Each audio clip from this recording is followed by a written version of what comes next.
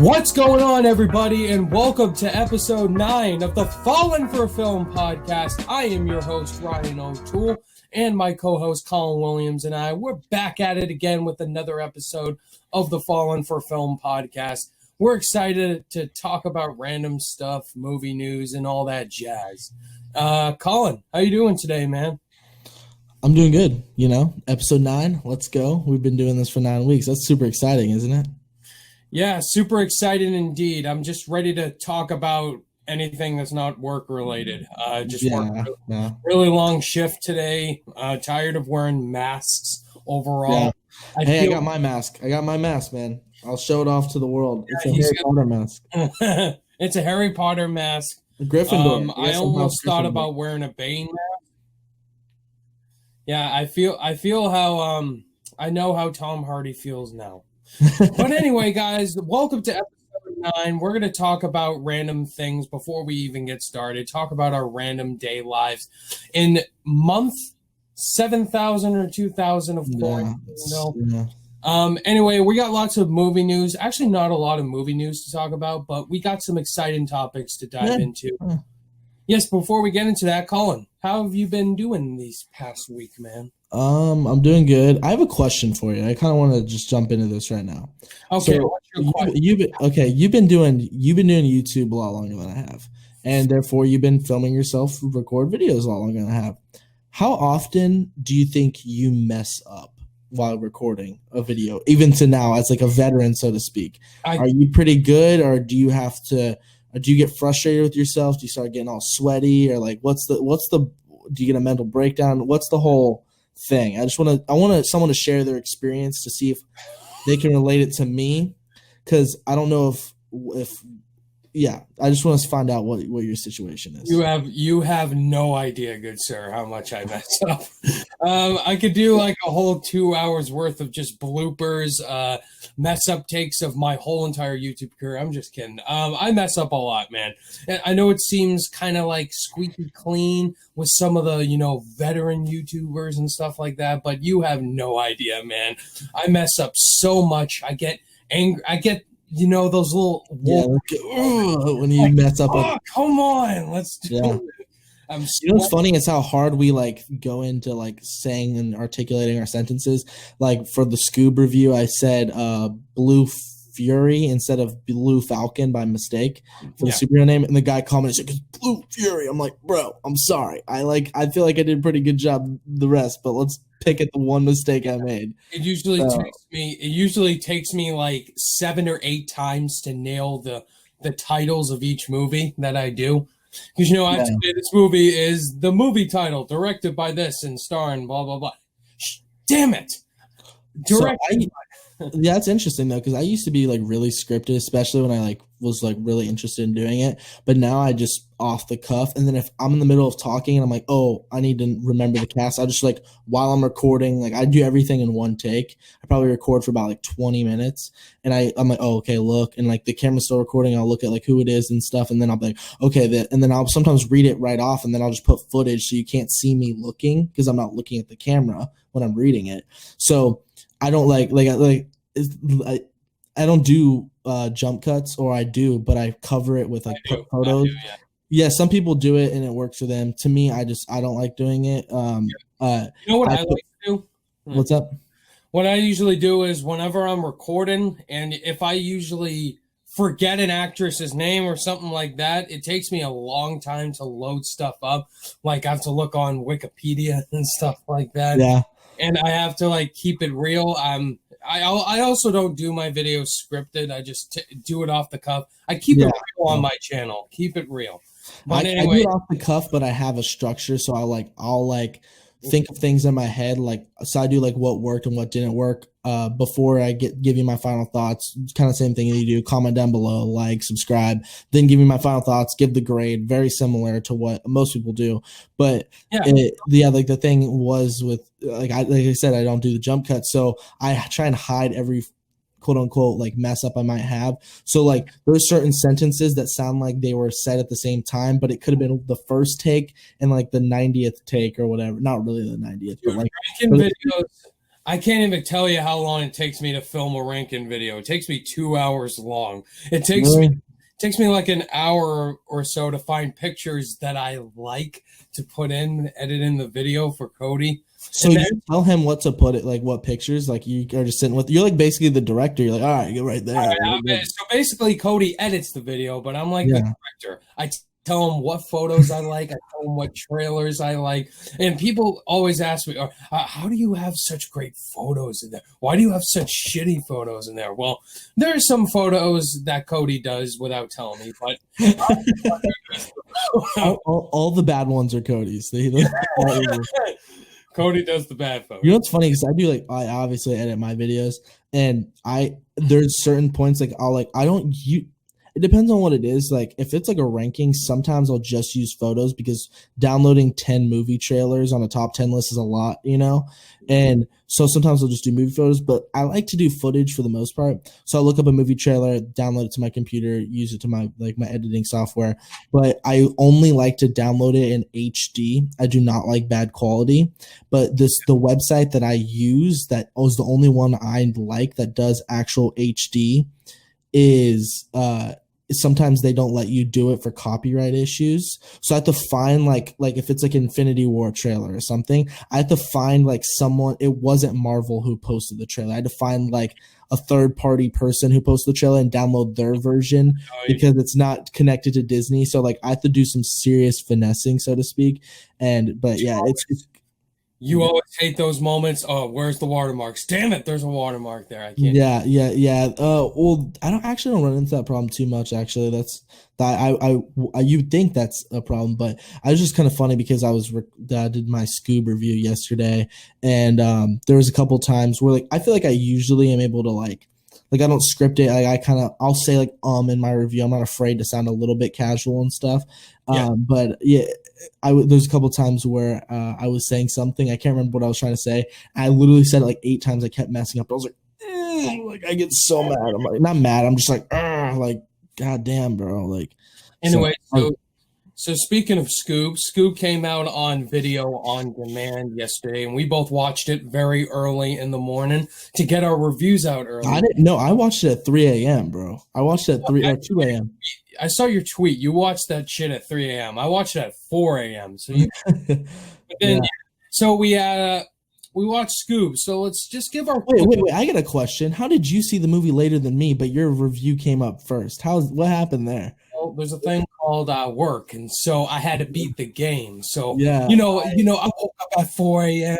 watched it, and then I filmed my review early, headed off to work to make some bread. Well, so I don't know what it is. Maybe I just take a really long time editing or something, or I don't know if it's it takes a while for me to I see so many people that was seen Scoob. I saw Griffin posted his at 3 o'clock in the morning or whatever, and then when I saw you posted and Zach posted and Austin and all these people. I'm midnight.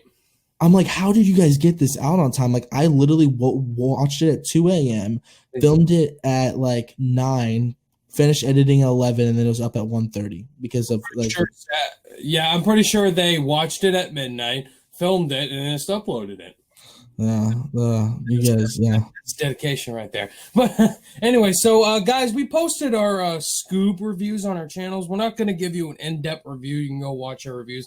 But quick overall thoughts. I really enjoyed Scoob because I was excited going into it. I liked Scooby-Doo all around when I was a kid. Yeah.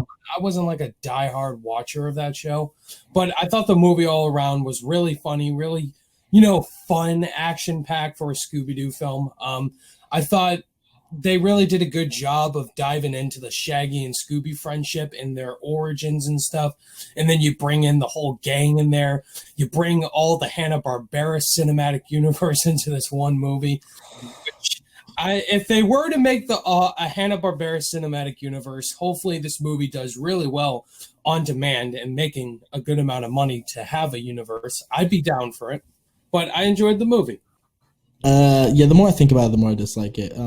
Wow. I'm a big Scooby-Doo fan, and this wasn't Scooby-Doo. This was a millennial 2020, let's appease little kids by, all of them are vloggers and TikTokers, and let's have pop culture references that they understand. And it was just it was the first 10 minutes. I saw the first 10 minutes. I was like, I'm so in. I'm going to love this movie. And then they became adults. You see the cameo. I won't bring it up. I'm like, oh my God. And like, and that was, it was kind of funny at the time, but then it's just like, it felt very like 2007. Like it did not fit. And I don't know. I just like a traditional Scooby-Doo story and like them going to a haunted house and solving stuff. But like the robots and going in space and doing all this stuff, it's just, it was cute in certain aspects. I think the voice acting was the animation, I was shocked how good it was. It was fantastic. Yeah, it looked kind of reminded me of a little bit like a smidge of Spider-Verse, just a smidge. And then the way they directed certain action scenes, the animation kind of reminded me of Big Hero 6 a little bit, which are, Spider-Verse, Big Hero 6. So I could compliment that. I think there's some certain parts of this film that was great. But yeah, my full review is up, and I think I was actually nicer on it on my review than I am now. But I feel like the people that made this film didn't really, I think they didn't realize that Scooby-Doo is timeless, and you could set this film in the 60s and it would have been just as relatable to kids. They were just trying so hard to like snap in front of the camera and be like, oh, here's a joke, here's a pop culture reference here, and like confetti flying and music and pop songs. And I just prefer my like animated films more subdued and subtle and like the way Pixar does it. And I don't know. I mean, I get where you're coming from. Definitely, it feels like more of a modernized Scooby-Doo movie. It has a lot of pop culture references, and the trailers kind of they presented it like it was gonna be like that, but they also kind of promised that it would be kind of like a throwback Scooby-Doo film. But I definitely get those issues. I did have some issues with some of the story elements. I thought the whole movie was so predictable from start to finish. Yeah, that one cameo was kind of cringe. I do agree. Yeah. But overall, I still really enjoyed Scoop. Yeah, I'm super glad you liked it, because Scooby-Doo's one of those those franchises like super nostalgic for so many people. And if you enjoy it, like, props to you. And at the time when I first saw it, I was like I said, the first 10 minutes, I was like, I am so on board. And then it became a millennial Gen Z over modernized version. I'm like, maybe I'm just sounding like a boomer, but like I just like the classic Scooby-Doo. Yeah, so if you guys want to hear our full thoughts on Scoob, you can go check our reviews out on our channels and what we graded it. So I enjoyed Scoob, and I'm looking forward to more from the Hanna-Barbera universe. But anyway, guys, what have you been doing, Colin? You've been watching Clone Wars, right? Where are you at? And I'm going. I think I'm almost at season 3 now. Season 3, right? Yeah, I'm going by it really quickly, and it's incredible. Honestly, there's so many cool. It makes the prequels instantly better. It makes Anakin Skywalker more likable. Pretty much everything Durbin told us on episode 3, he's exactly right. And there's certain episodes that are certainly forgivable, but because they're 20 minutes long, it's like I'll be like, that episode kind of wasn't that great. But then there's flashes of greatness, and then people say it just gets even better and better, and I'm excited to watch Rebels afterward, because I know that takes place after before 5 years before A New Hope. So I'm excited for that too. So what have you been watching? You know what I've been watching? I've been doing the MCU marathon. Oh yeah, you've been watching that. Yeah, that's right. I put The Office on hold. I'm on season 3, midway through. But the MCU marathon. I've been doubling up on MCU movies. Yesterday I watched Age of Ultron, Guardians of the Galaxy. I really like Age of Ultron. The more I rewatch it, it's definitely a fun movie. Well, I was going to say, when I first saw Age of Ultron, I thought it was better than the first Avengers. When I first saw it, and then I saw it again, I realized there was some, because the action's probably better than the first Avengers. It's more action in certain parts. The Avengers, that New York City battle is way better than the ending battle of Age of Ultron, especially when you factor in the score. I think Alan Silvestri's score is fantastic in that, but Age of Ultron is like, eh. But it's a retread of the first Avengers. But yeah, Age of Ultron is still a lot of fun. Age of Ultron, yeah, that Hulkbuster scene always gets me jacked up. But anyway, I just love rewatching the MCU, no matter what. People have their issues with it, but it's just fun to rewatch, especially if you're in a quarantine and doing absolutely nothing, being bored to death. I'm gonna start soon, very soon. I think I'm gonna start probably a week from today is when I'll probably watch Iron Man, because I'm doing my reviews starting on the 25th. I'm reviewing starting with Iron Man. That's so I'll be like a little bit behind you, but it's okay. That's awesome. Anyway, guys, let's get right into the show, shall we? Before we get into it, though, if you want to find us on different podcast platforms, which, by the way, before we do that, we got to give a shout out to somebody who gave us an awesome review on, wasn't it? iTunes is Apple Podcasts, technically. Apple Podcasts. We got an awesome review from a guy named ItsMrMovie, and he wrote us an awesome review on there, and Colin retweeted it. I found this out and then retweeted it myself. And we just want to give a shout out to ItsMrMovie for writing that really nice review for us on there. Thank you if you're watching this, man. We thank you very much, and thank you for the awesome words. Yeah, and if you are liking the show, liking the podcast, whatever one you listen to, Google Podcasts, Spotify, iTunes, leave us a review. If it's a bad review, then that's one thing. Just leave us something. Write us something, and give your thoughts on the podcast and how you like it so far. We want feedback. Rate us and all that. We definitely appreciate it, guys. We're loving that you're loving the podcast, because that's why I started it. Just happy people are listening. So if you want to follow us, go check us out on all our podcast platforms on Spotify, Google Play, and iTunes. Okay, so now let's get right into the movie news, Colin. So we got some more delays, unfortunately, Colin. No, actually, last week there's only one. Delays. There's only one, though. There's only one, and it's for one of your favorite directors and one of mine as well, Edgar Wright. His upcoming film, Last Night in Soho, which is a film I was very much looking forward to, that is delayed indefinitely with no release date yet. So Last Night in Soho was one of my most anticipated films. You know, it's got Anya Taylor-Joy and Thomasin McKenzie in it. Which is from Jojo Rabbit. From Jojo Rabbit. Yeah, we talked about her last time. Yes, and Anya Taylor-Joy. We'll talk about another movie she's in very soon. So overall, what were your thoughts on Last Night in Soho, your anticipation, and just overall? Like, I'm not shocked. Well, yeah, I'm not shocked, but what's funny? Well, I don't know. When was it supposed to come out again? It's supposed to come out September 7th, I think, my brother's birthday. Okay. Yeah, I guess it's kind of a little bit surprising, but I feel like, I don't know. But my thing is I was super excited for this film, but I have no idea what it's about. I just know Edgar Wright's in it. Do you know what it's about? I have no idea what it's about. Well, I drank a water drink. Sorry. Yeah. Well, that was the biggest thing of water I've ever seen. I forgot my water, dude. Yeah, I got a big water chug. But anyway. Yeah, I forgot my water. I don't know what I... So Last Night in Soho, it is Edgar Wright going back to a horror film. He did Shaun of the Dead, which is a horror comedy. But it's basically, I think it's about a hotel type of horror movie. That's all I need to know right there. Yeah, no, good. Even me who don't like horror, that sounds awesome. I think I'll like it. Yeah. Also, Christy Wilson Cairns, she wrote the screenplay for 1917, and she's writing the screenplay with Taika Waititi for that Star Wars movie. She wrote the screenplay with Edgar Wright for that movie. Yeah, so, it's exciting news. So like. That it's coming out, but yeah, you're bummed that it's going to be delayed. But I was happy last podcast we didn't have any delay news, but we're back at it. Actually, I did have another delay, and I had absolutely no idea this movie was even coming out. What is it? It's from a franchise that I absolutely hate to death. It's the Purge franchise. Oh yeah, Purge 5. We could skip this. Honestly. That was even coming out.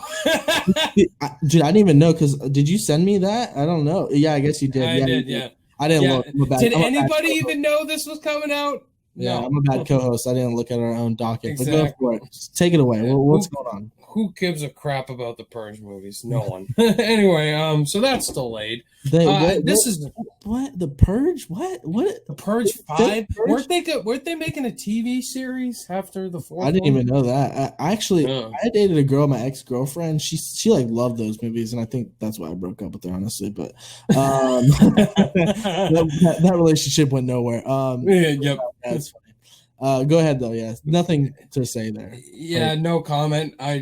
Who cares? All right, so let's actually talk about something I do want to talk about. It's New Mutants. It finally has a release date. I don't think it's going to stand. We shall see. So New Mutants has a theatrical release date, Colin. August 28th, 2020.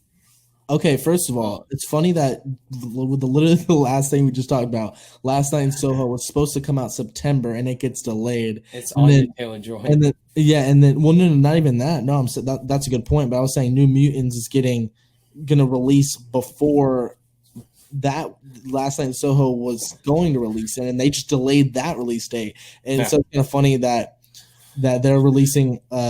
They're saying that the release date for this film, the New Mutants, is kind of at a time where a lot of films are getting out of that month to go somewhere else, which is kind of funny. So maybe they'll help them box office wise. I mean, I don't know. It's not going to, because the California LA market is going to be shut down for a while now, and that's the most populated state in America, and that's where people see movies a lot of times in Hollywood.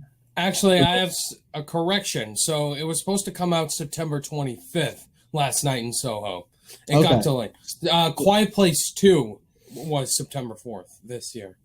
It's coming out September 4th. Yes, that's where it got delayed to, Quiet Place 2. So it's supposed to be New Mutants, then Quiet Place. We were so close to seeing A Quiet Place, dude. It's so close. Yeah. Just when the madness was Come started. on. That was you know what was the start of all this? It was the beginning of the end, is when Tom Hanks got corona. That's what happened. As soon as he got corona, the world just fell apart. And then Tom Brady signing with the Bucks, and then Kobe's death. Kobe's death was before that. Then you had Tom Brady. Tom Hanks. Yeah, Tom Brady. Then you had the NBA getting canceled, everything. NFL, everything. My friend's not coming up for Ace Comic-Con. I was supposed to get a picture with Jake Gyllenhaal and Ewan McGregor. I would have been. I'm glad you didn't. I'd be so jealous.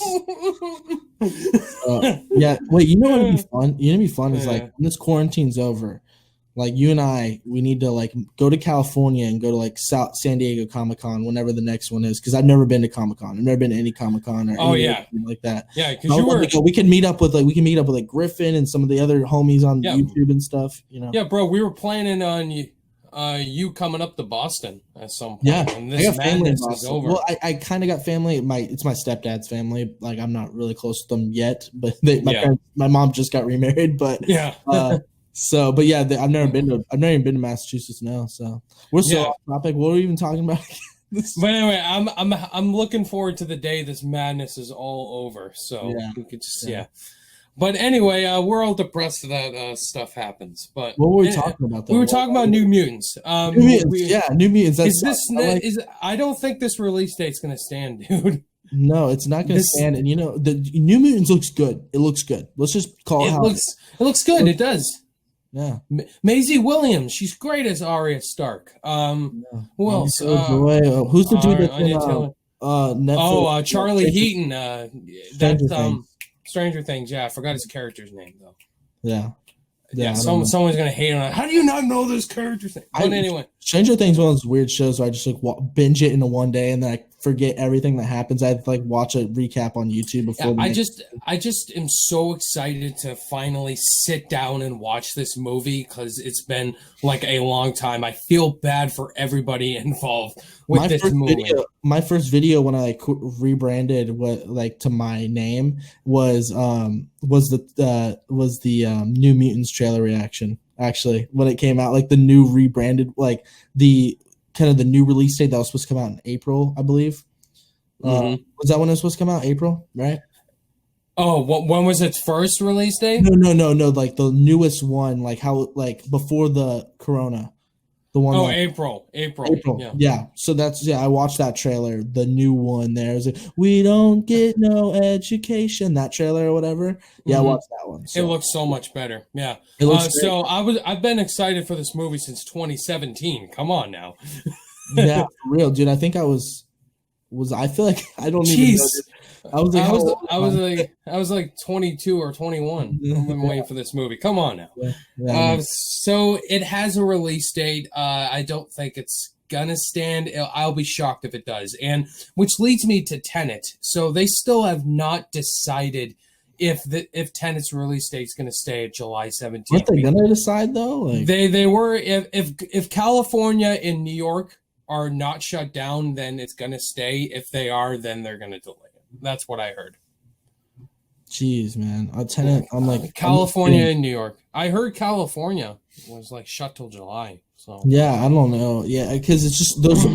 The thing is, I live in Florida, which is I believe like the fourth most populated state behind Texas, California, and New York, and we're doing fine, honestly.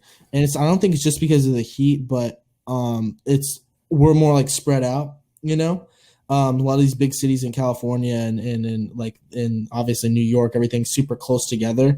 So everyone's, interacting with each other more. So the virus is worse there. So, but if those markets are gone, there's no way. Tenet cost $250 million to make.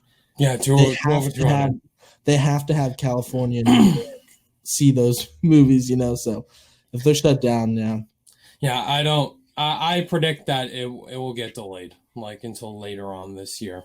I'll be shocked if it. So my number one most anticipated movie got delayed. My number two, I think number three was Wonder Woman, that got delayed. Four was I think Wonder Woman 2.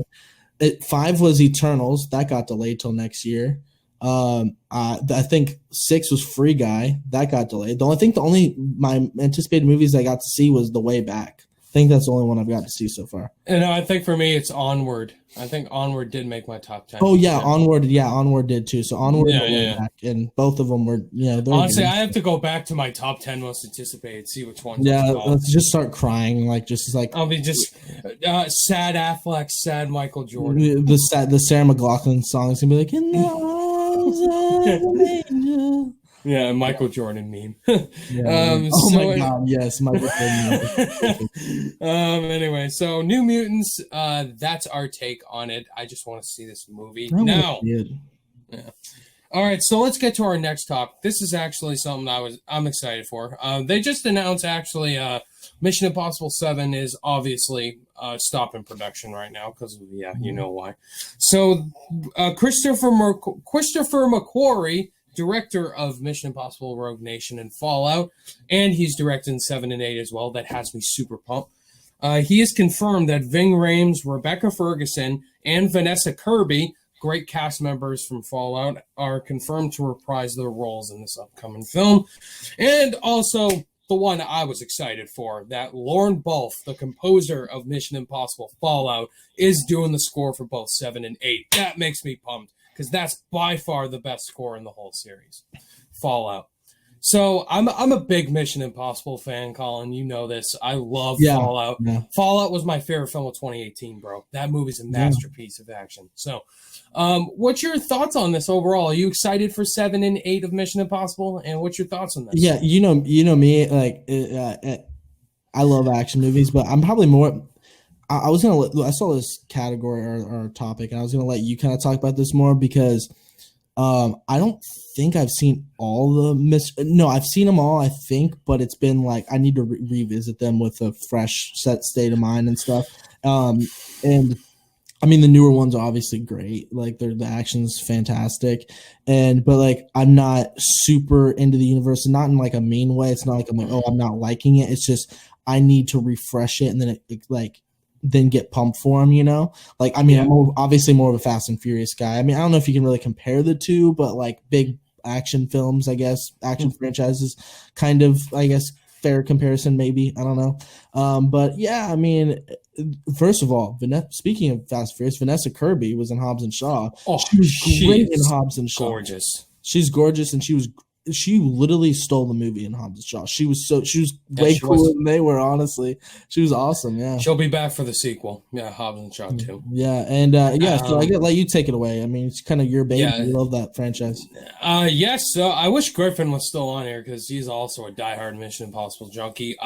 So I love the series all around. I think Tom Cruise, like starting out in the first Mission Impossible, wasn't the action star at all, and just he did his own stunt work in all these movies, and it's just mind blowing what this franchise has now become. Because if you went back to the first Mission Impossible, you would not expect this franchise to be where it's at now, to go into these big, high-stakes, death-defying stunt action films. And I just, whenever McQuarrie and Brad Bird stepped into the series, like, they took the franchise to the next level.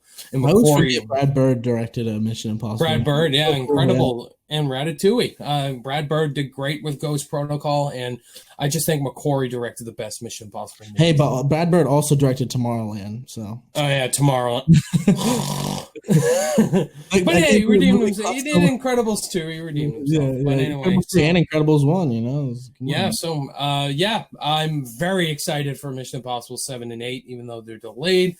I'm also, I think, what's her name? Palm Clementine, Mantis from the Guardians. She's also going to be in the 7th film. I'd like to see, that's actually kind of interesting. I'd like to see more her acting skills because she has that Mantis kind of shtick, like she's just kind of wide-eyed and bushy. I saw her training. If you saw her Instagram, she's been training hardcore for that. Yes, I don't even know if she's a good actress or not because the Mantis role requires not a whole lot. Yeah, it doesn't require a lot of acting, you know? Yeah, so I'm excited to see that addition, and just I also love Ving Rhames too as Luther Stickle. He's so funny. So ever since Jeremy Renner left Mission Impossible 5, I was just wondering where he's been. He's Jeremy Renner was I think no, he did that before Avengers. He did that before Avengers. Yeah, I was gonna say I don't think it's better than the latest one, but I think that one was really good. The Jeremy Renner is great in the role. And then who's the guy? He's in the show. Simon Pegg's in it. I know it's Simon Pegg, but who's like the big guy? He's in the show. I'm trying to think of. It's like a sitcom, 30 Rock. Have you seen the sitcom 30 Rock? I think he's the guy that. He's a big guy. Huh. He's the big guy. He worked for the CIA. I'm trying to think of his name. He's in the Alec Baldwin. Yeah, I think it's Alec Baldwin. Alec Baldwin, yeah. Yeah, he came in 5. Yeah, he's good. I like him. He's a good actor. Yeah, he was supposed to play Thomas Wayne in Joker. No, yeah, nice. Yeah, then you recast. That could have been one. I don't know if I picture that. Yeah. Yeah. So anyway, we're excited for Mission Impossible 7 and what they're going to do and what death-defying stunts Tom Cruise is going to do, because I know he's working with this NASA program and that they're going to do an action movie in space. So it's pretty much Mission Impossible. Like, come on. Yeah. In space. Come on. So anyway, let's get to this next topic. This news just dropped today, Colin. I don't know if I texted you this or not. Yeah, you did. Yeah, you did. I'm very unprepared. Yeah, so Phil Lord and Chris Miller, the directors of the Lego Movie, as well, they were going to do Solo, but then Ron Howard replaced them. Kathleen Kennedy, and they directed the 21 and 22 Jump Street movies too, which we love. We both love. I love both of those movies. They're some of my favorite comedies. They're going to be directing Ryan Gosling's new astronaut movie from MGM. I think we talked about Ryan Gosling's astronaut movie. It was. I thought we talked about him with Ridley Scott though. I thought maybe Ridley Scott was doing something. Oh no, that was the Lady Gaga. Lady Gaga was going to be in. No, okay. But yeah, Ryan Gosling was starring in a new astronaut movie, and that they didn't have a director. So Phil Lord and Chris Miller. They're some of my favorite directors. They're so underrated. Yeah. So overall, I'm always into whatever Ryan Gosling does. Last time he did a space movie was First Man, which had its great moments, but it hasn't held up for me as a Damien Chazelle movie. And you like Damien Chazelle. Yeah, Damien Chazelle. The first time he did like a space movie with Neil Armstrong. So I thought it was a good movie, but it hasn't held up for me. I talked to our good friend Jaron from Jaron Talks Movies, and he was telling me that there's a certain scene in that film that makes you like want to puke because you're so claustrophobic. Oh yeah, the final 30, 40 minutes is, oh my god, the best part of the movie, easily. Yeah. Wow, that's insane, dude. That's the biggest water bottle I've ever seen in my entire life. How many? Something in the episode. Some of the episode title is going to be something with my water bottle. Ryan's water jug is huge. Yeah. Anyway, so Ryan Gosling, he's one of my favorite actors working today. Like anything he does, I'm always anticipating that movie, no matter what. And with a space movie, I'm always interested because usually space movies that come out in these years, they're always in my top 10 most anticipated for some reason. Lord Miller, like they're like, I feel bad. I mean, it'd been really cool to see him direct like Solo and stuff, but blame Kathleen Kennedy. I don't want to blame. I was gonna say I shouldn't have blamed Kathleen Kennedy. I mean, she's done a lot wrong. But what I read about what happened there, they kind of, I think, botched a little bit was the production of Solo. But I think they can do something. They're also coming out. They're producing some sort of new cartoon film. About like it has to do with like technology. I can't remember. Like there's like a dad, they go on a road trip or something with their family. Yeah, I can't remember what it was. It looked cute. That looked pretty good. You know, and then obviously the Lego Movie is gold. Did they direct the second one? They didn't direct the second one, did they? No, they produced it, I think. And then they did. The second one was not good. Yeah. Oh, yeah, Spider-Verse. Yeah, can't forget about Spider-Verse. And then 21 and 22 Jump Street is literally comedic gold. They're hilarious. Whatever Lord and Miller are attached on to direct something, you know it's going to be exciting. And I like that. Yeah, they're stepping into something out of their comfort zone, just like what Damien Chazelle stepping out of music, doing First Man. Well, the thing I will say about Damien Chazelle, though, doing First Man, is even though it wasn't music-driven, he does good films about a guy a person who's a good person to something. Like, yeah, a good person, but someone who's committed to something that they love, something like are passionate about, completing a task or accomplishing a goal. Yeah. Yeah. Did you watch The Eddie? No. I only watched the first 20 minutes of the first episode. I was so bored. You didn't like it? I was so bored. You said that you were going to review it. This is Damien Chazelle, right? He directed the first 2 episodes. I don't see it. Yeah, that's weird. Yeah. Maybe it didn't click with me. No. But anyway, we're not talking about The Eddie. We're talking about the Ryan Gosling astronaut movie. There's really not much to talk about, but Lord and Miller directing it, Ryan Gosling as the star, you already have me hooked. So this is exciting news for me. Yeah, looking forward to it.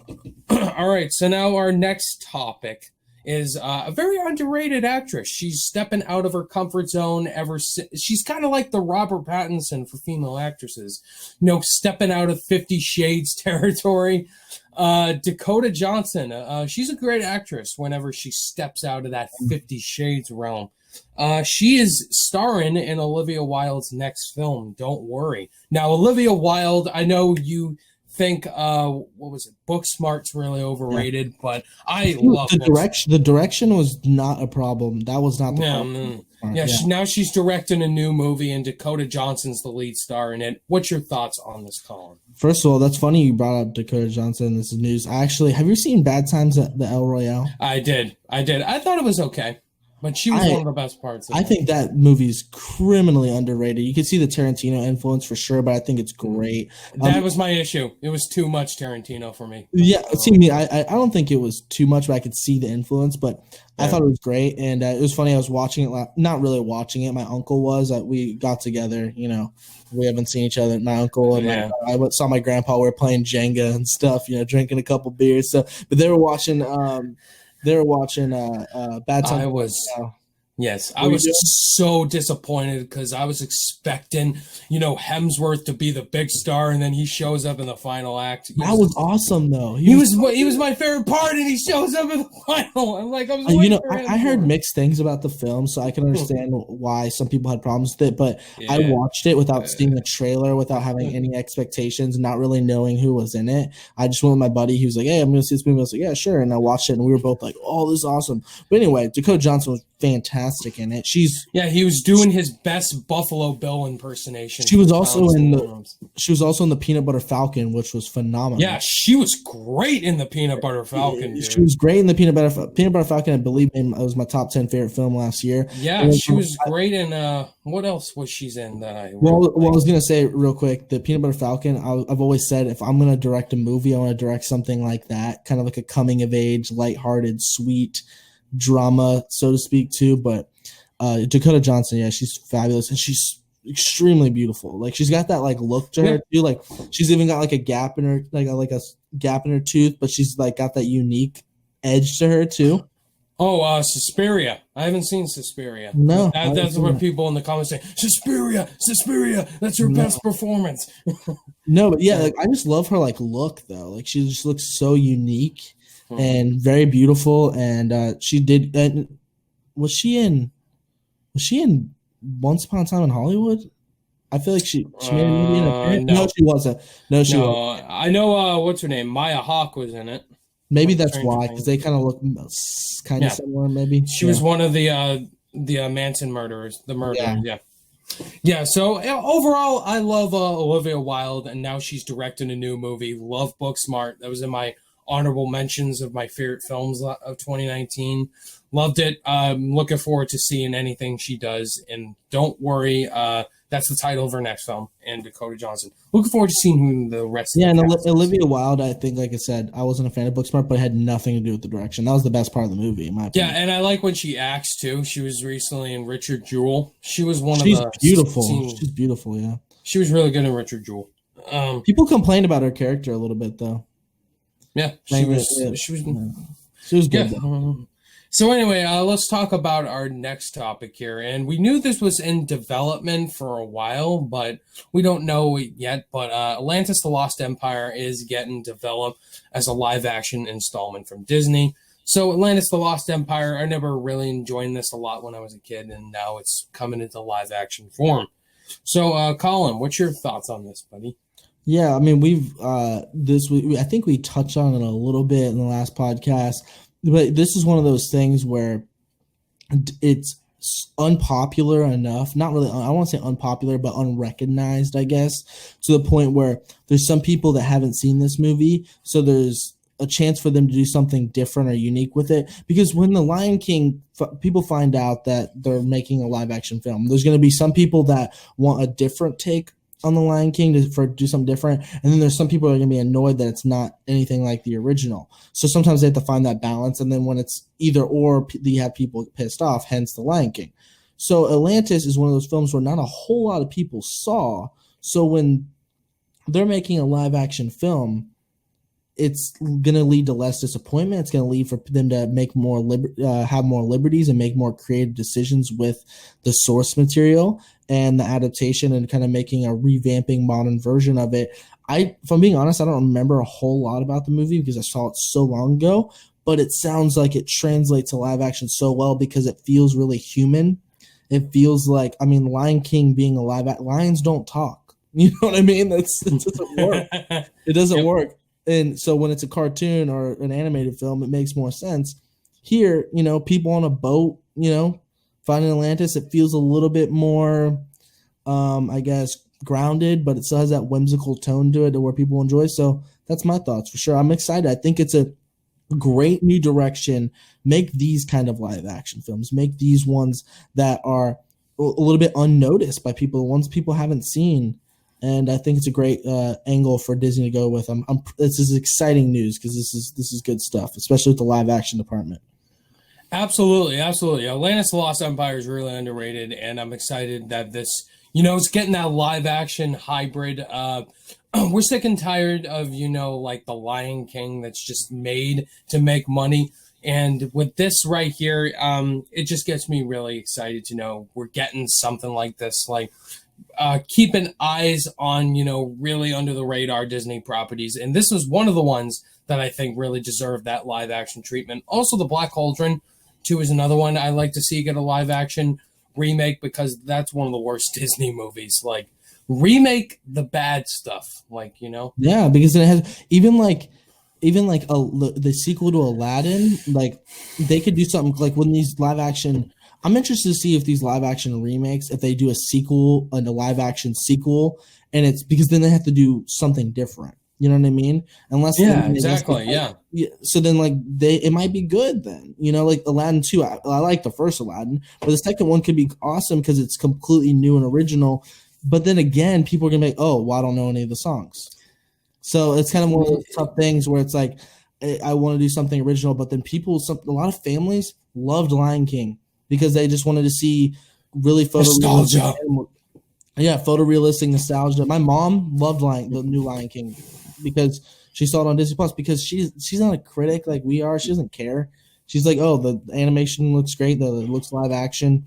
I like the songs. She didn't care that the animals didn't emote very well or it was a cash grab. She didn't give a shit about any of that stuff. So that's kind of concerning. If it's like different film audiences, yeah. I remember I watched that with my family. Yeah, my family actually was pretty bored by it. My brother Cody didn't hate it, but yeah, he felt the same way I did. But yeah, I walked out thinking, Aladdin was better.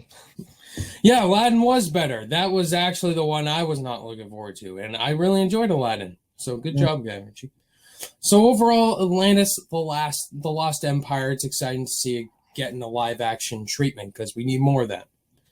Okay, so now let's talk about the meat of this whole podcast episode.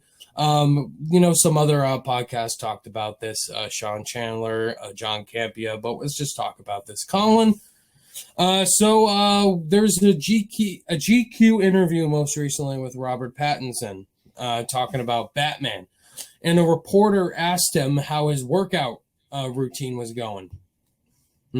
Let's get right into it. The film studio hired so they talked about Robert Pattinson's training physique as Batman during this quarantine pandemic. So the film studio hired a trainer who left Robert Pattinson with a Busa ball and a single weight and a sincere plea to use both during this quarantine pandemic. But right now, Robert Pattinson says he's ignoring her trainer. This is what Robert Pattinson said, in quote, "I think if you're working out all the time, you're part of the problem," he says. "Cyan. By you, he means other actors. You set a precedent. No one was doing this in the 70s. No one was doing this in the 70s, even James Dean, an actor. He wasn't exactly ripped," Pattinson called another one of his co-stars, Zoe Kravitz, the other day and said she was exercising 5 days a week.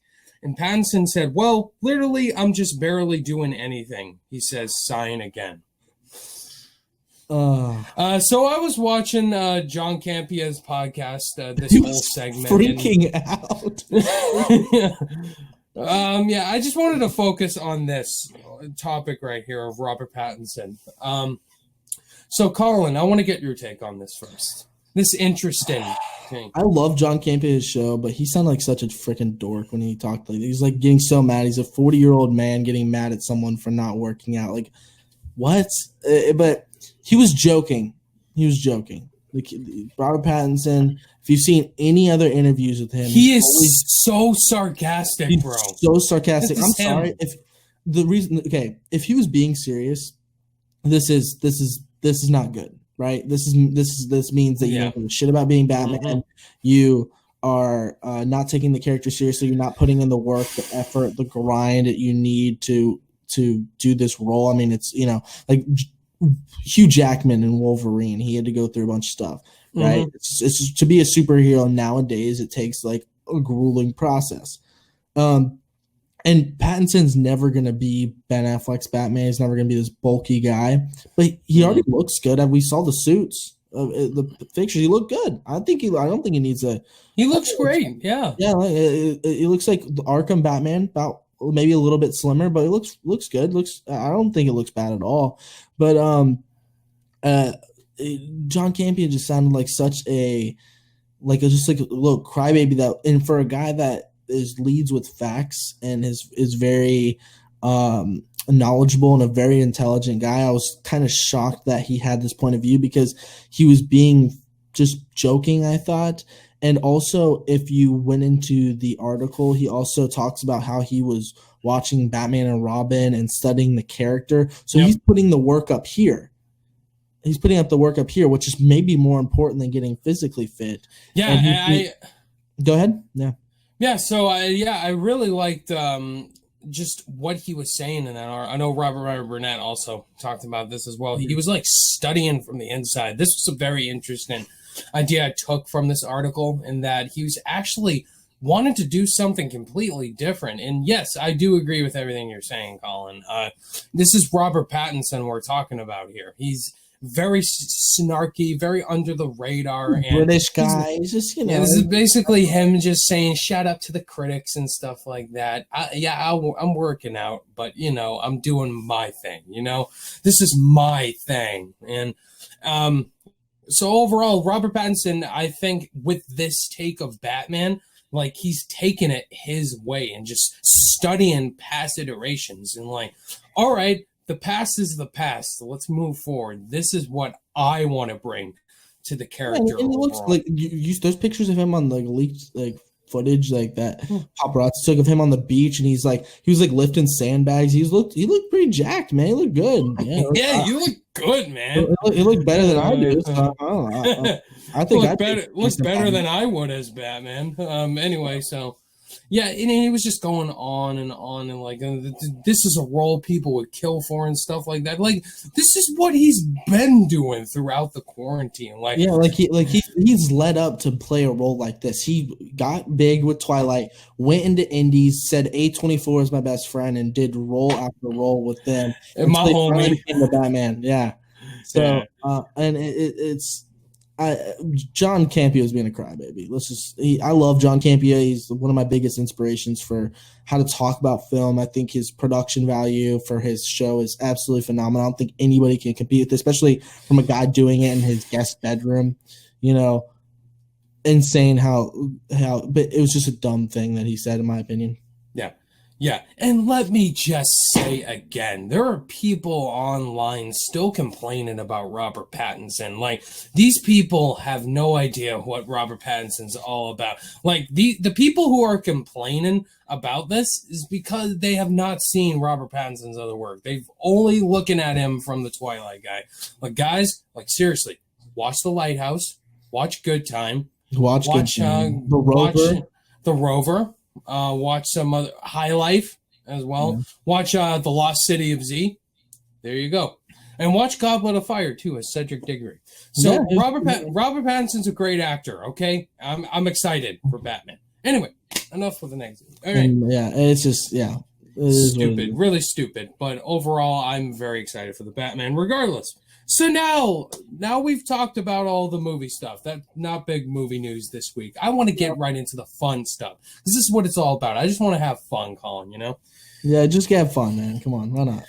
All right, so now let's go to our favorite topic of the week, our underrated and overrated picks of the week. We're going to start with the underrated picks of the week. And Colin, you were kind of talking about the underrated a little bit with Bad Times of the El Royale. I assume that's not your choice, right? No, it's not. But sometimes I'll write down picks that I want to pick in future episodes. Guess that's not going to be picked down, but that was written down. Yeah, but yeah. No. So we'll kick it off with you, man. What's your underrated pick this week? I doubt you've seen this movie. As you know, I live on the East Coast of Florida. So surfing is a big thing, skateboarding, you know, just that whole scene, that surfer kind of life to it. And it's a movie with actually Heath Ledger, rest in peace. Rest in peace. Rest in peace. Rest in peace. It's Lords of Dogtown. Have you ever seen it? I have not. Have you heard of it? No. Okay. I have not. So back in the day, like the 60s, this movie's about basically the revolutionary turn in skateboarding, because back in the day, it was kind of skateboarded was just an extension of like roller skating, basically, kind of very for show and not really about like the art of it and like kind of being edgy and cool with it. It was kind of more like prissy and like a little bit more like it was more proper, I guess. And these surfers who surfed in like California, they began they had always skateboarded, but they had started like a skate company with Heath Ledger, who owned a surf shop, and she's like, recruited all these little like kids, like these high schoolers, to be skateboarders on his skate team. They're going to sponsor him, and they revolutionized the game of skateboarding because they skateboarded the way they surfed, and they were edgy and they're punk rock kids, like breaking all the rules, those standard sports kind of stories where they do things different. They're a ragtag group of kids, like none of them, they're dirty, and there's there's some like romance stuff in the mix, and in the end, like, it captures the 70s really well, like. And it's in the California. Again, like I surfed when I was a little kid. Like I lived on the beach. Oh, you were a surfer. Okay. Yeah, I live 2 minutes away from the beach. So it's So yeah, just like, shred it, And,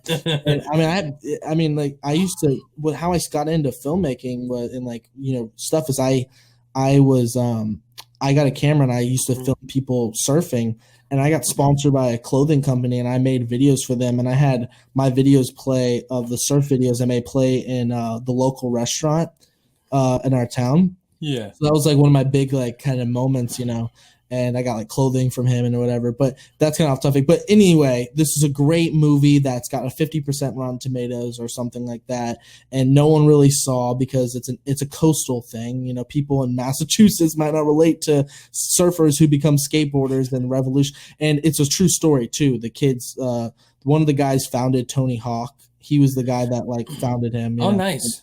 So it's awesome. If you haven't seen it, it's great. Awesome. I went on too long, but yeah. That's a great pick. Great pick. So I know last week I picked like Eagle versus Shark, and then this week you picked that. So it's cool that we're picking things that we have. Yeah, I never even heard of Eagle versus Shark, yeah. Yeah. All right, so my underrated pick is a sports movie that came out in 2013. It was actually one of my favorite films of 2013. I know people didn't have this in their top 10 list. My underrated's 42. Yeah, that's a good movie. The Jackie Robinson story. I think as far as like sports movies go, I think this one's one of my favorites in terms of how they depict like a great sports icon in Jackie Robinson and Chadwick Boseman, Black Panther. I love when he hits a home run and he's like, Wakanda forever! Wakanda forever! Yeah, I think it's great. I have the Blu-ray over there, and also Harrison Ford was really great in this movie too. Yeah, as the Brooklyn Dodgers owner. It's just a great movie all around. It's full of racial elements in there. It's very dark movie too. I think the acting was great from Chadwick Boseman and some of the other actors. Also from Fast and Furious. What's his name from Tokyo Drift? He was also in this movie. I forgot. Oh yes, yeah. He was in Tokyo Drift. He was really good in this movie too. It's full of great sports elements. It's got a great score too. It depicts the time period very, very well. And people ask me like what trailer makes you emotional. The 42 trailer gets me in my feels. Also, Alan Tudyk as the racist asshole opposite team baseball manager. Did you remember that scene with that really asshole? I don't even want to talk about it. It makes me uncomfortable. Yeah. And Alan Tudyk, he plays pretty much droids in Star Wars, so that makes me hate him more. I'm just kidding. Great movie. 42. That's my underrated. That's a great pick. It's one of those films where I think I saw it when it came out in theaters. It's really good. Yeah, I love sports movies. Sports movies are great.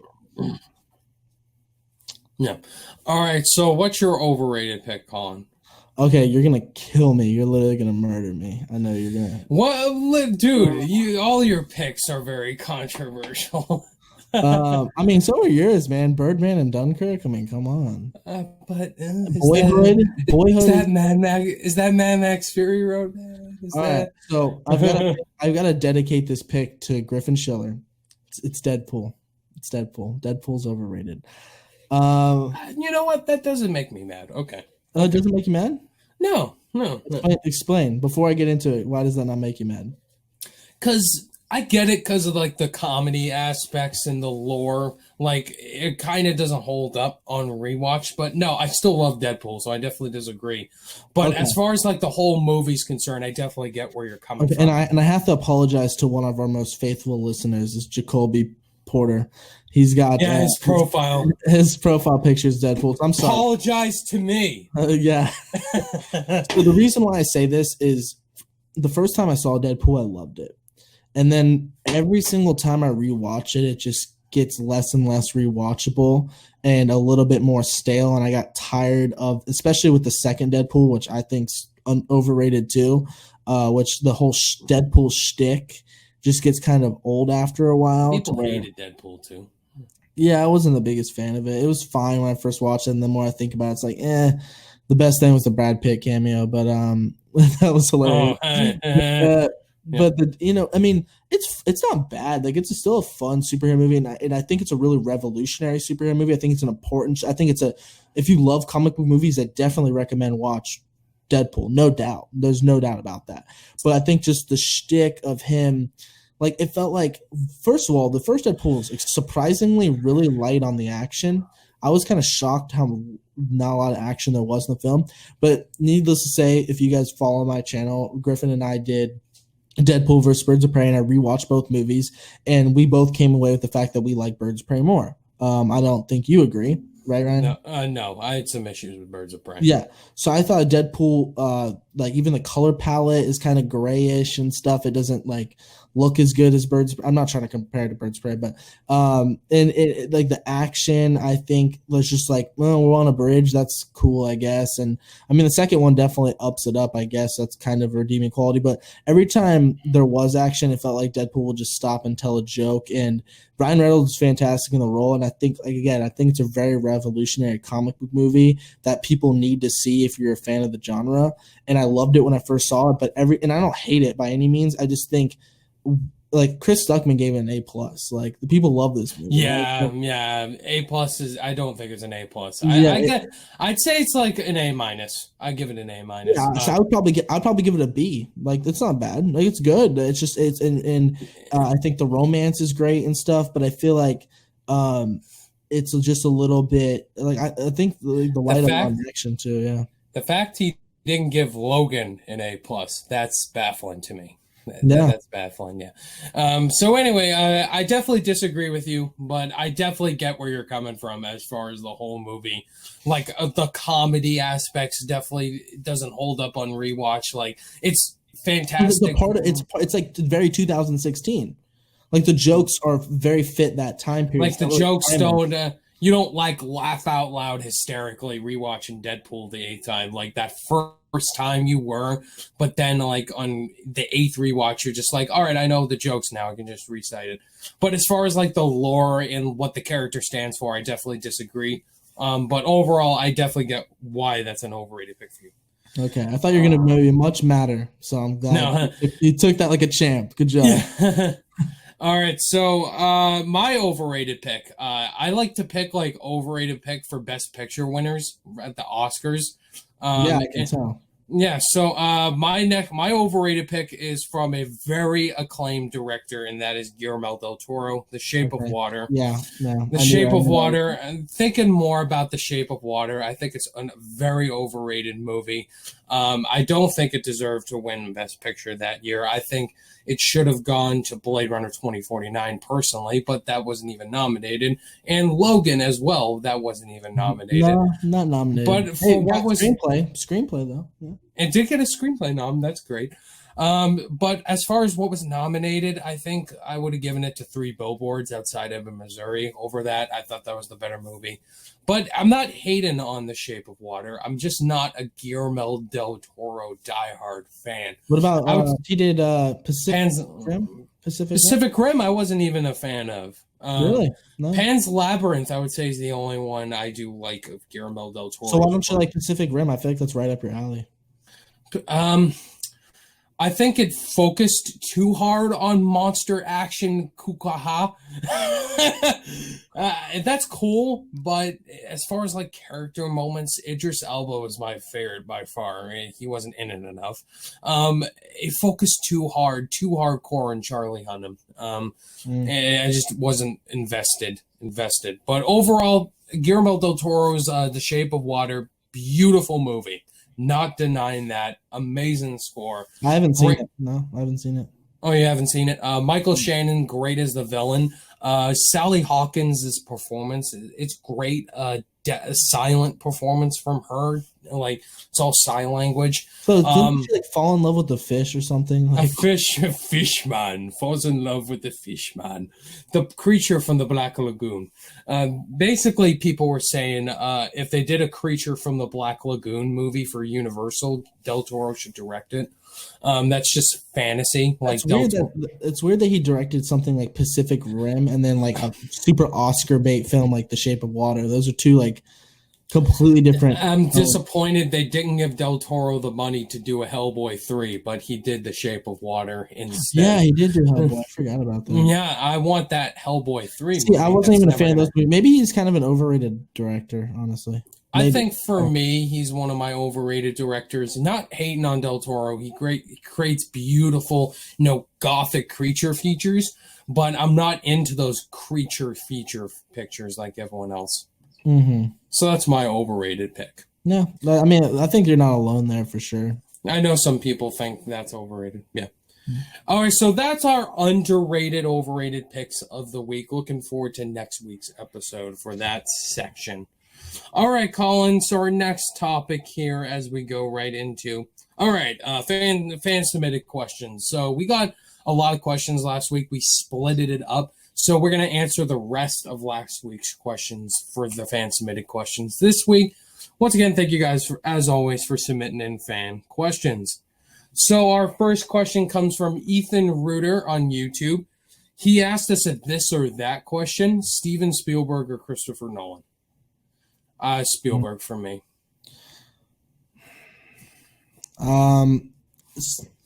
That's a hard one. I think Steven Spielberg's got more variety in his filmmaking. Like Christopher Nolan's are all like kind of dark, awesome, epic like crime movies, which they're great at. But I want to see those. But I want to see Jurassic Park or Indiana Jones. You know what I mean? So I have to say Steven Spielberg because if I'm stranded on an island somewhere, I'm not going to want to watch, Inception and The Dark Knight over and over again. Cause then I was like, okay, I kind of want something a little bit more, uplift, like fun, I guess, like something like Jaws or, well, I guess not really. Maybe that's not one, but like Indiana Jones or something like that. Something more of that traditional blockbuster feel to it. Ready Player One. Ready Player One's so good. People hate on that movie way too much, but yeah. Steven Spielberg. Yeah. So anyway, Steven Spielberg, I'm going to go with as well. He's my favorite filmmaker. I love his films. They've inspired me to get into the filmmaking arc. And yeah, the Jurassic Parks, Raiders of the Lost Ark, even Catch Me If You Can, like Jaws. Oh my God, dude. So good. Yeah. Oh, yes. I love all Spielberg's, most of his films. And Christopher Nolan as well. Inception, Dark Knight Trilogy, Insomnia, Prestige. So many films. I love Nolan too, but as far as like rewatchability, I'll go with Spielberg for this one. Yeah, rewatchability for sure, yeah. Yeah. Falcon B on YouTube. Thoughts on the Amazing Spider-Man films with Andrew Garfield? The first one is incredibly flavorless and has no personality, and they're fine. I mean, they're kind of fun in certain aspects, but they're like the first one is very dry and it's whatever. But then the second one is just Jesus. You know my thoughts already. Yeah, The Amazing Spider-Man 2 is one of those weird films where it's like I was so hyped to see it because I was actually a fan of The Amazing Spider-Man when I first saw it. Then upon rewatch, it's not done a good job of holding up because it just has no distinct style to it. Like even Spider-Man 3 is like not the best film in the world, but at least it's campy and fun and has like a vision. Like The Amazing Spider-Man 2. I don't understand why the very beginning, he's telling jokes and just letting Rhino like kill all these people, and it's like it's just like so many head scratchers that entire film. Like he's way too jokey in the film. I'm unpopular opinion. I don't like the suit. People love that suit. I think that's my only positive for Amazing Spider-Man 2 is the suit. So I don't even like that. People, the eyes are too big, and people like the big eyes, but I think it looks disproportionate to the rest of his body. Like it looks like, and he's kind of a slender guy, and it just looks like a dude who's like kind of muscular wearing a Comic-Con suit, and it looks kind of weird. So I like the first Amazing Spider-Man suit more actually, but whoa. Okay, so the first no, that suit is the worst suit by far. The Amazing Spider-Man, the first one, that basketball looking suit looks awful. I just don't like the yellow eyes. The Amazing Spider-Man 2 suit is the best suit, and it's the only positive pretty much I had. The Raimi suit's the best one. The Raimi. Oh yeah, that's pure nostalgia. I love the Raimi suit. Even the Spider-Man 3 black suit was pretty cool too. Yeah. But anyway, I use all right, yeah. I'm not a fan of the Amazing Spider-Man movies. I don't like 1 or 2. I think the first one, Amazing Spider-Man. What about when you first saw them though? Did you like the Amazing Spider-Man when you first saw it? No. I haven't. I had the first one on Blu-ray. I don't care to get Amazing Spider-Man 2. The first one is a rehash of Sam Raimi's first Spider-Man. The whole origin story. You could pretty much predict the whole movie. How Uncle Ben died by chocolate. How Uncle Ben. That death was what? Because he was dumb enough to grab the gun? What are you doing? I know, like, he was not in any danger. He was in no danger whatsoever. He just had to let the guy pick up his gun and let him run off. He wasn't going to kill him. He literally... And then Amazing Spider-Man 2 has some of the most cringeworthy Batman and Robin level dialogue with Electro. My goodness, it's my birthday, Spider-Man. I'm gonna blow my candle. Like 2 years before that, he does Django Unchained, and then he's horrible. Yeah, in this movie, they try to build this relationship up with him. Like, bro, you just met this guy. You're acting like he's like your Harry Osborn level best friend. And oh man, we'll get to Harry Osborn. But they try to set up this unnecessary like hatred with him. It makes no goddamn sense. And then that whole final act, like with the boom, boom, boom, boom. I'm like, what is this? Didn't Hans Zimmer do the score? He did the score, right? Yeah, Hans Zimmer did the score. Is one of his weaker scores. One of his weaker scores. The romance between Emma Stone and Andrew Garfield is good. They do have chemistry, but that's one of the highlights for sure out of both films. But yeah, they just set up Gwen Stacy's death. It was already freaking spoiled in the trailer, so I wasn't shocked by it. It's stupid the way they did it. And with Dane DeHaan, who was really underrated, he was in Chronicle too. Did you see Chronicle? Yeah. I didn't see Chronicle yet. You haven't seen Chronicle? No. And you've seen the only Josh Trank movies you've seen have been horrible. I have the Blu-ray, and I haven't seen it. Yeah, so that's my thoughts on the Amazing Spider-Man movies. I don't like either one of them. Yeah, the first one's very, very below average, and the second one's terrible. Yeah, so thank you for that question. Liam Rusho on YouTube asked us, what are our top 3 films of 2020 so far? Let me pull up my letterbox. Yeah, so, I think I know, but I just want to make sure I got. I got it. I actually don't. I want to make it sure I got it right too. All right, so my top 3 is The Way Back, The Invisible Man, and The Gentleman. Is that your top 3? No, it's not. It is The Invisible Man at number 1, number 2 Onward, and 3 Birds of Prey. I don't have. I got The Way Back at 5 and Gentleman at 6. Nice. And then actually. You know, it's funny. I think I texted you. So my list, I've seen 12 movies this year. 1 through 7, the top 7 are the movies that came out this year in theaters. 8 through 12 are all Netflix or VOD movies. What does that tell you? How much I miss the movies? Maybe it's affecting how I feel about these movies. So I'm not seeing them in theaters. But yeah. So if you look here, guys, there's my Letterboxd page. Yeah.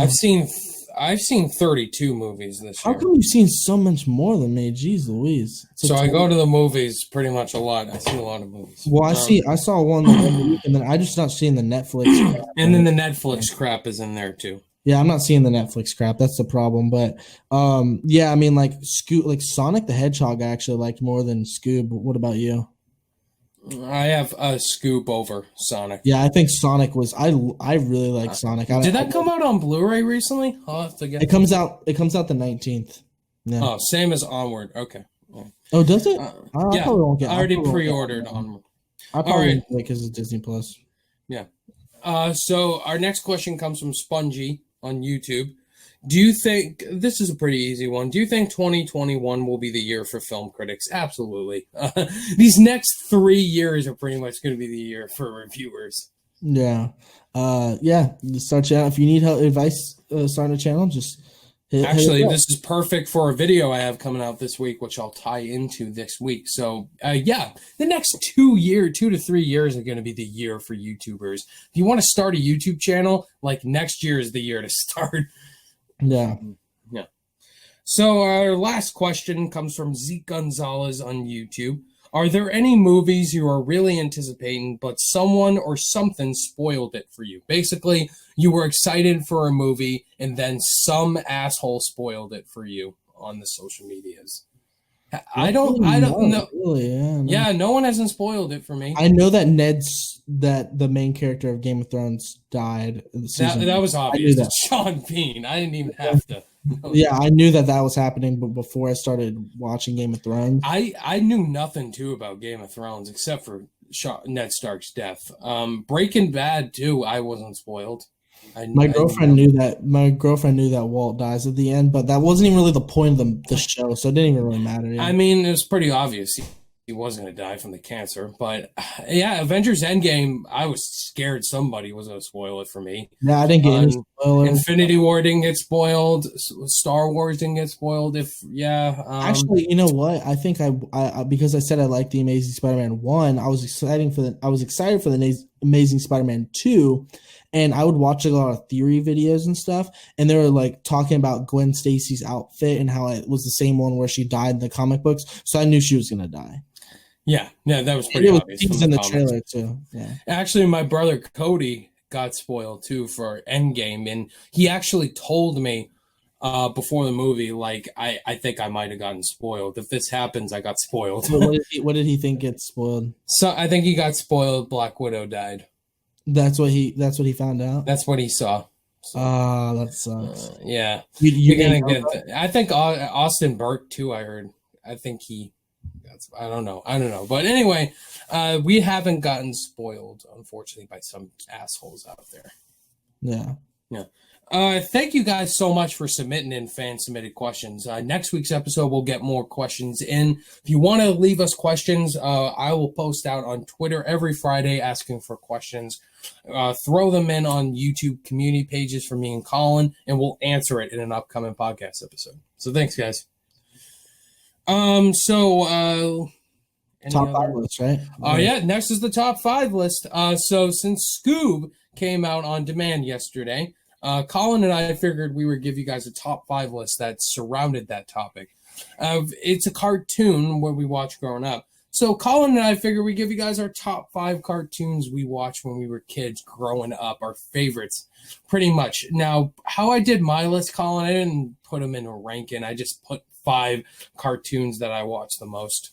Yeah, I did it in a ranking, but it doesn't really matter. Yeah. All right, so I guess I'll start it off.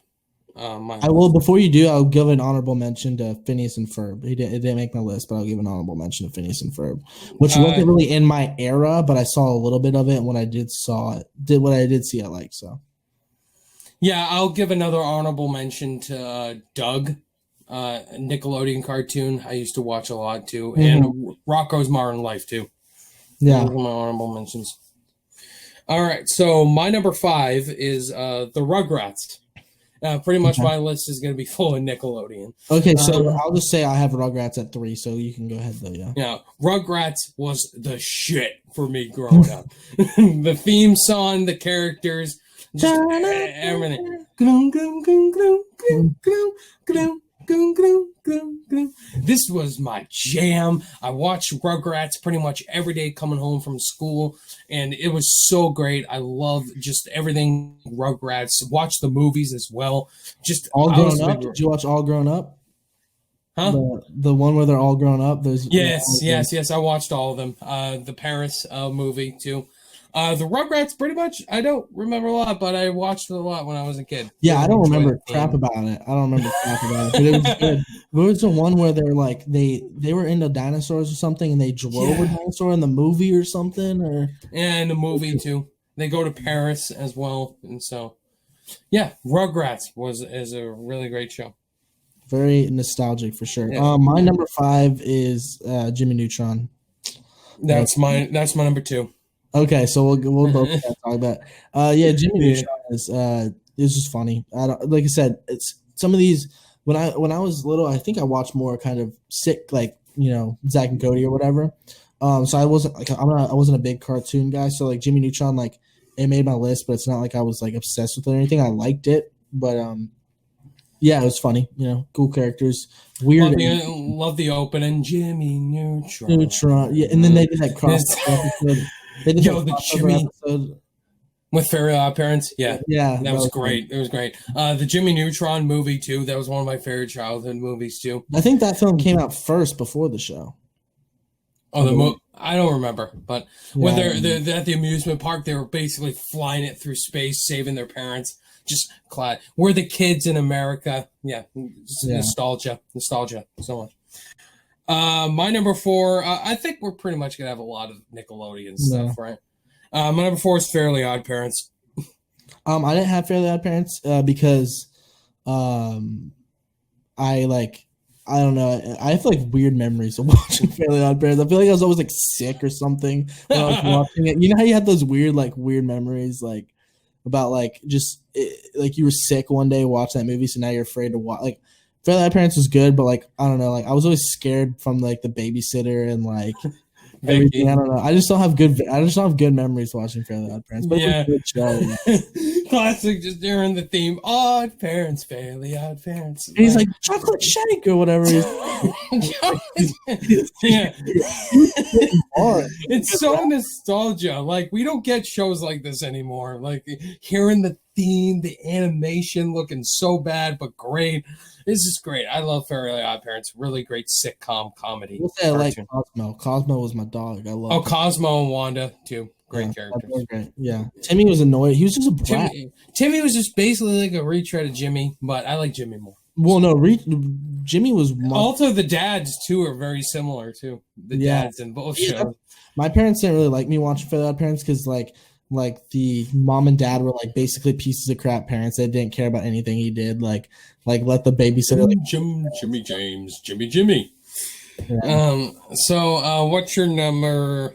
4. 4. I have Kim Possible. I thought that was a great show. Didn't make my list. And the reason it was such a cool it was like a spy. I don't remember. Like again, I don't remember a whole lot from it. If I'm being honest, I think there was like a rat that was her something, and she had a friend. Yes. They did missions, and she was cool, and it was fun, and I enjoyed it. So that's why it's here. Yes. Did you watch it? Or never was a Kim Possible person. Yeah, I like Kim Possible. Yeah, I liked it, but again, I don't remember a whole lot, but I grasp at straws for this list.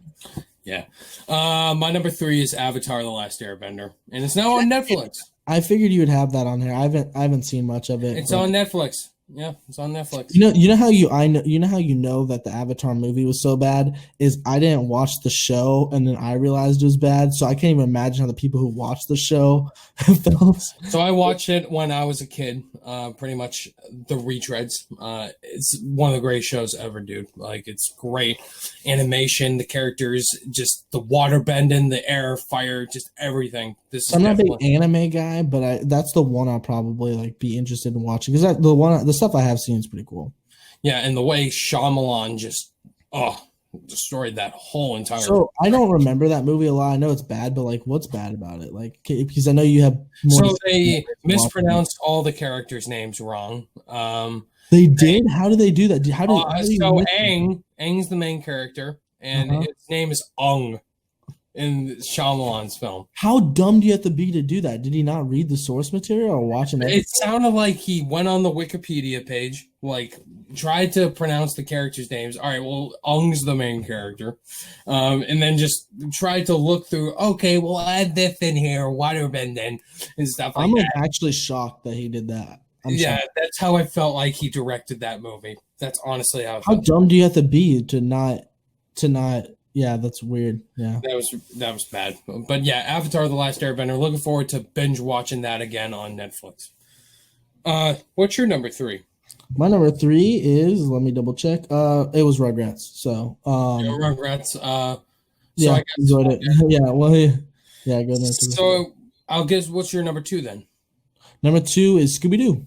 Scooby-Doo. Oh, Scooby-Doo. Nice. I'll give that an honorable mention. Scooby-Doo is timeless. That's why I'm not really a big fan of the movie. The more I think about it, it's because I like the classic Scooby-Doo. And when I say Scooby-Doo, I mean the 1960s Scooby-Doo. The episodes are hilarious. They have a Batman crossover episode. Basically, it's like lots of adult jokes. Basically, Shaggy and Scooby are just high the entire time and have the munchies. Or that's why they're constantly hungry and paranoid. And Fred is always trying to hook up with Daphne. It's hilarious, and it's probably the most adult show, so to speak. But kids watched it, and it's great. Nice. Number 1. My number 1 is SpongeBob. Yeah, SpongeBob. Yeah, it's got to be SpongeBob. Come on. Favorite Nickelodeon cartoon. Watched all the first 4 or 5 seasons of the show. That's when the show was great, and then just turned. Yeah, I don't watch any of the other stuff. Yeah. Yeah. Classic. I quote SpongeBob all the time whenever I can. Yeah, pizza, yeah. Where's the leak, ma'am? Is mayonnaise an instrument? Oh my god, I could do a whole impressions video again of just Patrick. It's not a boulder. It's a rock. Your time is up, Pinhead. Who you calling? Pinhead? We could quote a SpongeBob all day long. I will do it all day if you let me. I'll do it all day long. If is this the Krusty Krab? No. Is this the Krusty Krab? No, this is Patrick. Is this the Krusty Krab? No, this is Patrick. Yes, that's great. It's actually funny. I remember one time I was coming home from school when I was little. My dad was watching SpongeBob without us. Like, he actually liked it. Like, he thought it was funny because it was a well-written show, especially at the beginning. There's so many great moments and iconic lines. Yeah, and like just so many lively and fun characters. Like, I love Mr. Krabs. Mr. Krabs is like hilarious. I love Mrs. Puff. Yeah, Mrs. Puff is great. And he's always feeling his why? He's always feeling his driver's leg. My leg. A Barnacle Boy. Chocolate. Mermaid Man and Barnacle Boy. There's so many great like side characters too. It's a great show. I had to put it out. Say chocolate. Oh, so great. That episode and the superhero episode, which I believe it because there would be 2 15-minute episodes in one episode, and the chocolate one and the one where they become superheroes, the same episode, and it's like the best episode. What was the Wallen episode? That's one of my favorites. Why am I blanking on that? Wallet. It's not my wallet. I forgot which episode. I like it's a great show. The one where he tries to get tan, that one's funny. He gets a splinter, that one's funny too. The beach episode, and we can't. What was the other one?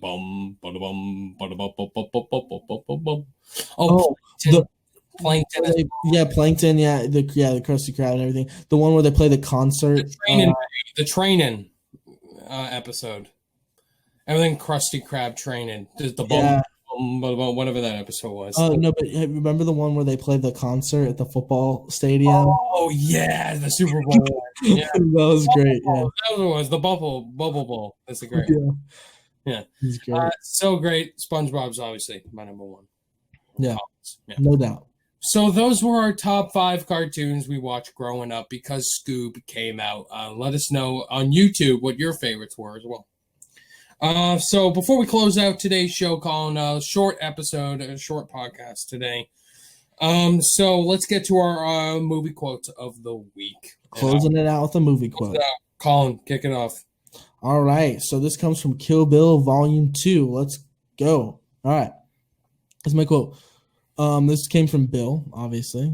Superman didn't become Superman. Superman was born Superman. When Superman wakes up in the morning, he's Superman. His alter ego is Clark Kent. His outfit with the big red S, that's the blanket he was wrapped in as a baby when the Kents found him. Those are his clothes. What Kent wears, the glasses, the business suit, that's the costume. Kill Bill, Bill in Kill Bill Volume 2. That's actually my favorite quote from Kill Bill Volume 2. Yeah, it's great. Tarantino is a fantastic writer, and that's how he's always in his dialogue. He always proves how well he knows pop culture and other film history, and he's probably read a lot of comic books. Tarantino has. I know he loves all the Marvel movies. He's a big MCU fan too. So and there's even I think in Winter Soldier there was the Path of the Righteous Man was on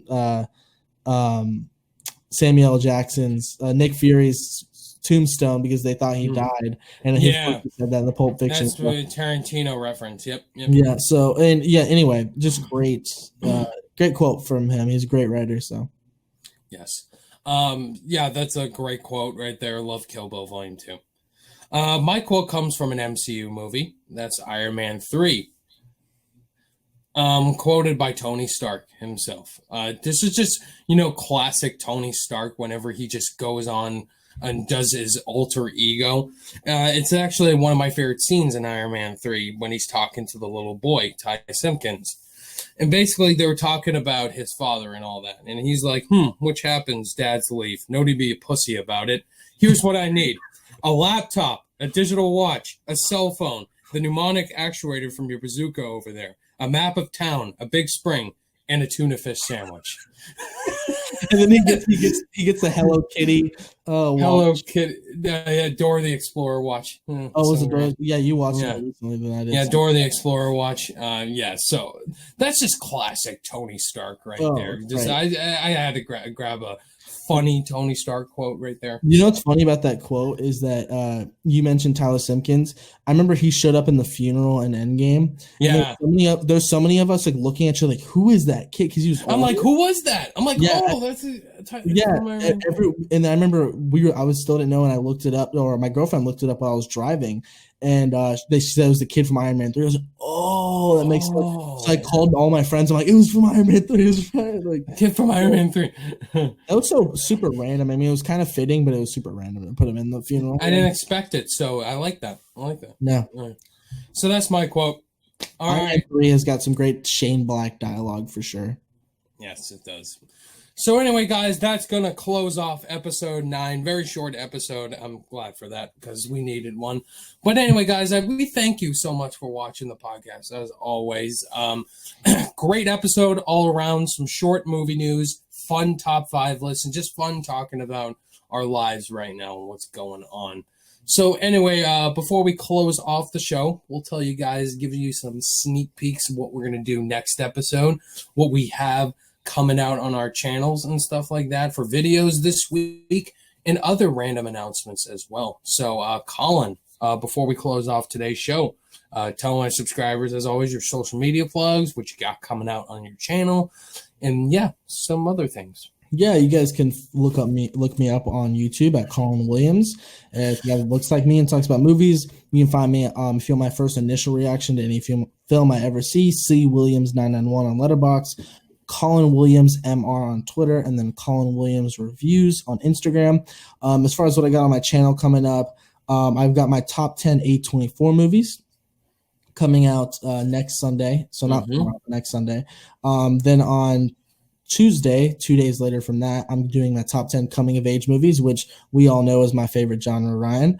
And then finally on the 23rd, I'm doing my favorite movies of all time. I'm gonna film it in 3 different days and edit all of it and put it together and just wear the same shirt. So because I don't want to do it all in one time, I want to do it right. Because if I try and do all of that in one sitting, I'm just gonna get exhausted. So I'm gonna do it like as if it's almost gonna do 3 separate top 10 lists and then just put it all together. I've already kind of wrote down the list and what I'm going to say. This one, I said I don't usually am scripted, but this time I'm going to be because I want it to be right. This is a top 30 list. This is a big video, so I want it to be right. And then it's a lot of work. I'm just letting you know. Yeah. And then just let you guys know on the 25th, starting on the 25th, every Monday after that, I'm reviewing every single MCU movie leading up to Black Widow, starting with Iron Man. On the 28th, I'm doing That 70s Show character tier list because it's my favorite sitcom. So that's what I got going. Awesome. I'm very excited to check out all those videos, Colin. And yes, as always, I'll tell you, before I get into what I have coming out on my channel, let's talk about next week's episode 10. We are planning to have a guest, right, Colin? Yes, we are. Yeah, we are. Our guest is going to be Jaron Talks Movies. It's already confirmed. So yeah, Jaron Williams actually shares the last name with me. You know, Jaron Williams. Yep. That's right. Great YouTube channel. Really great up and coming YouTuber, a great channel. Go check him out. We're excited to have him on the podcast next week, upcoming episode 10. So if you're watching, Jared, we're excited to have you. So anyway, yes, you guys know you can find me, follow me on YouTube and stuff like that. As far as videos for my channel this week, I actually have been requested this. I've been asked by so many people. Ryan, you inspired me to start a YouTube channel, man. Do you have any tips for me? I've gotten so many questions asking for tips on how to start YouTube channels. So I figured since Sean Chandler did this video, I figured I'd do it as well, giving you guys top 10 tips for starting a YouTube channel. My tips to you guys for starting a YouTube channel and all that, because I've gotten so many requests, and I'm going to deliver that to you guys this week, as well as my top 10 favorite directors, since I didn't do that last week because of time scheduling and all that. So look forward to that. I'll probably do another live Q&A this week. We'll see. And The Lovebirds as well. Kumail Nanjiani comes out next week on Netflix, so I'll be dropping that review out. What day does that come out? May 22nd, Friday. Okay, thank you. Kumail Nanjiani in Eastern. It's going to drop at what, like 3 a.m. Eastern time? It's, probably the same, 12 a.m., whatever. Okay. So that's what's coming out on my channel this week. Thank you guys so much for watching episode 9 of the Fallen for Film Pack podcast. Colin's social media links in the description below. See you guys next week for episode 10, and we'll see you guys then. Bye, guys. Peace.